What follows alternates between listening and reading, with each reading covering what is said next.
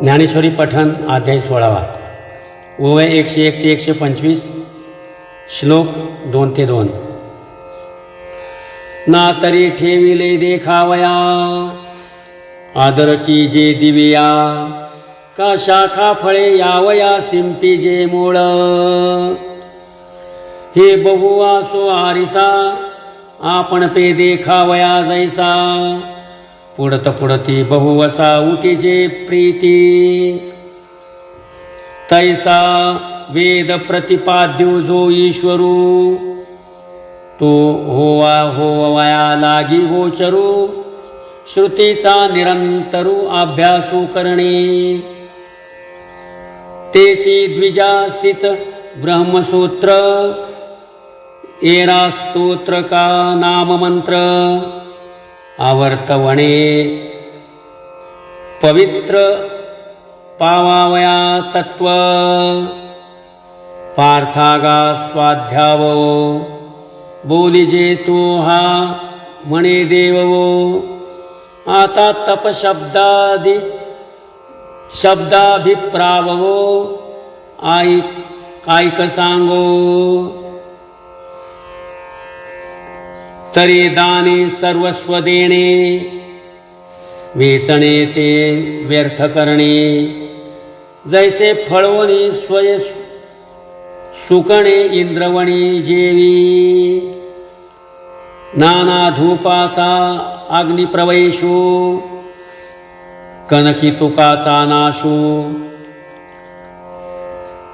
पितृपक्षु पोषिता ह्रासो चंद्राचा जैसा तैसा स्वरूपाची या प्रसरा लागे प्राणेंद्रिय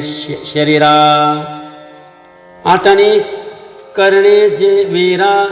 तेची तप अथवा अनारिसे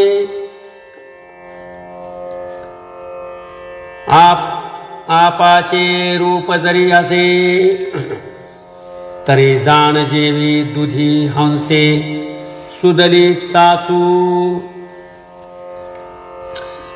तैसे देह जीवाची मिळणी जो उदय जत सोय पाणी तो विवेक अंतःकरणी जागविजे पाहता आत्मयाकडे बुद्धीचा पैसूसाकडे सनिद्र स्वप्न बुडे जागणी जैसे तैसा आत्मपर्यालोचू प्रवर्ते जो साचू तपाचा हा निर्वेचू धनुर्धरा आता बाळाच्या हितीस्तन्य जैसे नानाभूती चैतन्य तैसे प्राणी मात्री सौजन्य आर्धवते अहिंसा सत्यमक्रोधस त्याग शांतिरपैशुनम दयाभूतेष्वलोलुप्त्वम् आर्दवम् धीरचापलम् आणि जगाची या सुखोद्देशे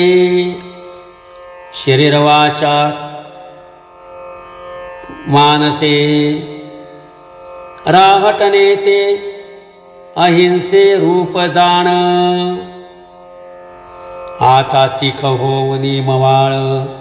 जैसे जातीचे मुकुळ का तेज परी शीतळ शशांकाचे शके दाविताचे रोग फेडू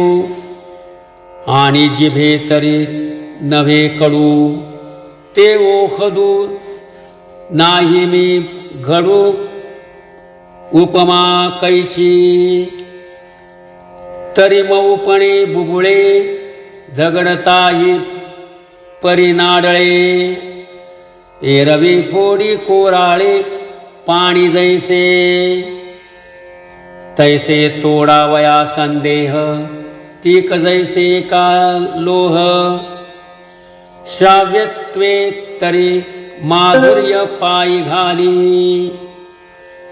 ऐकू ठाता कौतुके कानाते निघती मुखे जे साचारे वेचिने भिके ब्रह्मी भेदी किंबहुना प्रियपणे कोणातेही जखवू नेणे यथार्थ तरी खुपणे नाही कवणा एरवी गोरी केर काना गोड परिसाच्याचा पाखाळी कीड आगीचे करणे उघड परी जळोते साच कानी लागता महुर आर्थे बिभांडी जिव्हार ते वाचा नवे सुंदर लागवे जीवा लागवे पा लागवेची पा परी आहिंती कोपुनी सूप लालनी महू जैसे पुष्प तिये मातेचे स्वरूप जैसे का होय तैसे श्रवण सुख चतुर परिणमोनी साचार बोलणे जे अविकार ते सत्य येथे आता घालिताही पाणी पाषाणी न निघे आणि का मथिलिया लोणी कांजी नेदी राम कृष्ण हरी।